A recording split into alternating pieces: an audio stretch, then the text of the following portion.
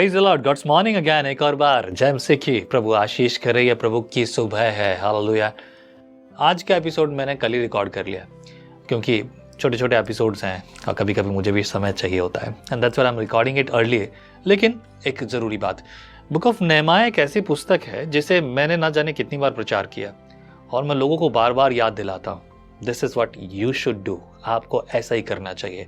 You should have this faith, you should have that calling. कभी कभी लोग सोचते हैं कि मेरे पास ये कॉलिंग है। लोग सोचते हैं कि मैं एक बहुत बड़ा पास्टर बन जाऊं, मैं बहुत बड़ा ये बन जाऊं, मैं ये लोगों को करूं, मैं वो करूं या ये करूं। बात ये नहीं कि मैं क्या करूं, किस लिए करूं, किस रीति से करूं, वो ज़रूरी नहीं है। पर यह ज़रूरी है कि मैं परमेश्वर की मर्जी पूरी करूं, वो करूं जो वो चाहता है। आमीन। और यही बात आपको और मुझे समझनी चाहिए। तो इसीलिए शुरुआत करेंगे बुक ऑफ नेहमाया चैप्टर 1। और चैप्टर 1 में यरूशलेम के जो नेहमाया की जो चिंता है उसके बारे में है। तो आज क्या है सुनते हैं। यरूशलेम के लिए नेहमाया की जो चिंता थी बहुत गहरी थी और उसी चिंतन पर हम ये भाग पढ़ रहे हैं। तो पहले अध्याय के पहले वचन में लिखा है, हल्किय्याह के पुत्र नेहमाया के वचन। 20वें वर्ष के किस्लेव नाम महीने में जब मैं शूशन नाम राजगढ़ में रहता था, तब हनानी नाम के मेरे एक भाई और यहूदा से आए हुए कई एक पुरुष आए। तब मैंने उनसे बचे हुए यहूदियों के विषय में जो बंधुआई से छूट गए थे और यरूशलेम के विषय में पूछा। क्या पूछा उसने? तीसरे पद में लिखा है, उन्होंने मुझसे कहा, जो बचे हुए लोग बंधुआई से छूटकर उस प्रांत में रहते हैं वे बड़ी दुर्दशा में पड़े हैं और उनकी निंदा होती है, क्योंकि यरूशलेम की शहरपनाह टूटी हुई और उसके फाटक जले हुए हैं। ये बातें सुनते ही बैठकर रोने लगा और कितने दिन तक विलाप करता रहा। ये नेहमाया था। और आगे लिखा है, और स्वर्ग के परमेश्वर के सम्मुख उपवास करता और यह कहकर प्रार्थना करता रहा, हे स्वर्ग के परमेश्वर यहोवा, हे महान और भययोग्य ईश्वर, तू जो अपने प्रेम करने वालों और आज्ञा मानने वालों के विषय में अपनी वाचा पालता और उन पर करुणा करता है, तो कान लगाए और आंखें खोले रहे कि जो प्रार्थनाएं तेरा दास उस समय तेरे दास इज़राइलियों के लिए दिन और रात करता रहता हूं, उसे तू सुन ले। मैं इज़राइलियों के पापों को जो हम लोगों ने तेरे विरुद्ध किए हैं मान लेता हूं। ये बात बहुत गंभीर है। नेहमाया ने ऐसी बात कैसे कह दी?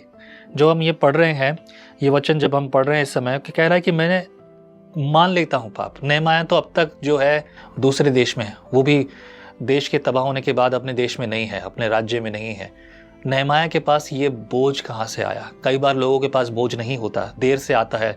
कई बार पास्टर्स इस बात के लिए घबराते हैं, मैं ऐसे फेज से गुजरा हूँ, प्रभु जो बोझ मेरा है इन लोगों में कब आएगा? वो बोझ, वो सेवा का बोझ कब आएगा? समय लगा लेकिन आया। मैंने लोगों के साथ बोझ बांटा, उन्हें प्रेरित किया, सिखाया, and now they are doing it. वो बहुत अच्छा कर रहे हैं और अब वो मेरे साथ हैं। और आप देख रहे हैं जितने भी मैं प्रोग्राम तैयार करता हूँ, it is not me alone but the church. वो चर्च जिसे परमेश्वर ने स्थापित किया है और परमेश्वर उनके जीवन में काम करता है, उनसे बात करता है। और उसने कहा कि मैं अपने सारे पाप मैं मान लेता हूँ। आगे लिखा है, इसी 6ठे वचन में लिखा है, मैं और मेरे पिता के घराने दोनों ने पाप किया है। मैंने और मेरे पिता के घराने ने दोनों ने पाप किया है।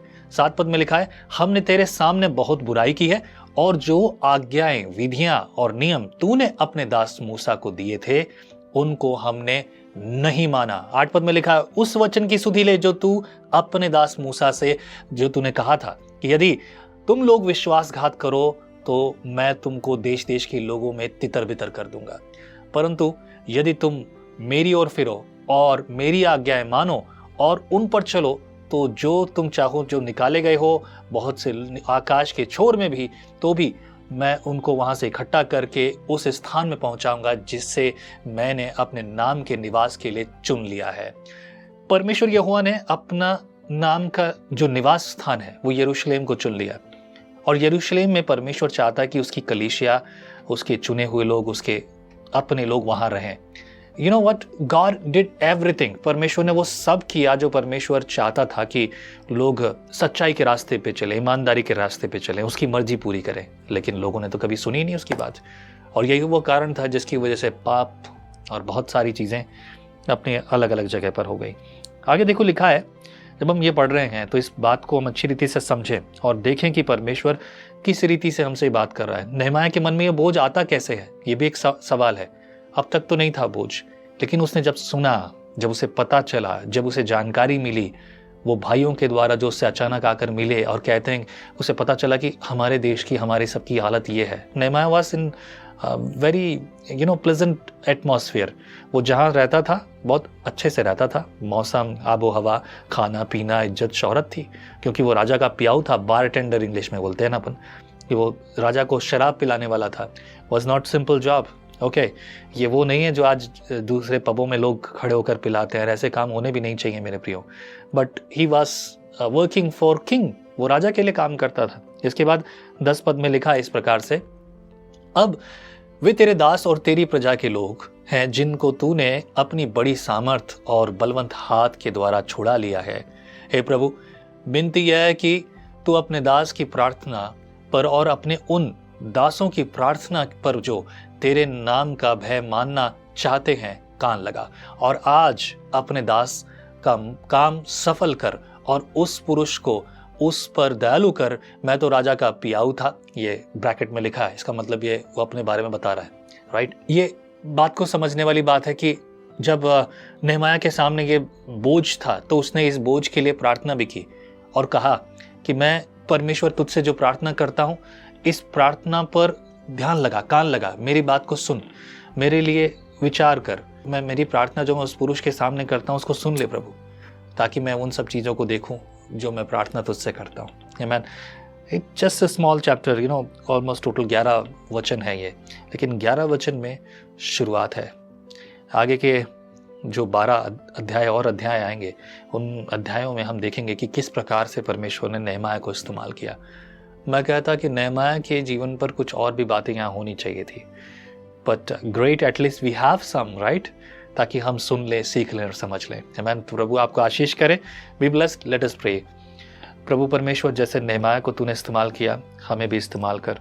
हमसे तो नहीं हो सकता, लेकिन पवित्र आत्मा की सामर्थ्य से हम सब कुछ कर सकते हैं। धर्मी जन की प्रार्थना से बहुत कुछ हो सकता है। और प्रभु ऐसा तो कर, सुनने वाला हर एक व्यक्ति, पुरुष स्त्री जो भी प्रभु है साथ में, उनके जीवन में कार्य कर, भलाई को प्रकट कर, तेरी योजना में, तेरी भलाई में तुझ में चलें, तेरे द्वारा चलें। कमी घटियों को दूर कर, बल दे। प्रार्थना को सुनने वाले प्रभु यीशु मसीह नासरी के नाम से मैं मांगता हूँ, आमीन। आमीन। कल फिर मुलाकात होगी अगले अध्याय, दूसरे अध्याय में। प्रभु हम सबसे बात करें। आमीन। जय मसीह की।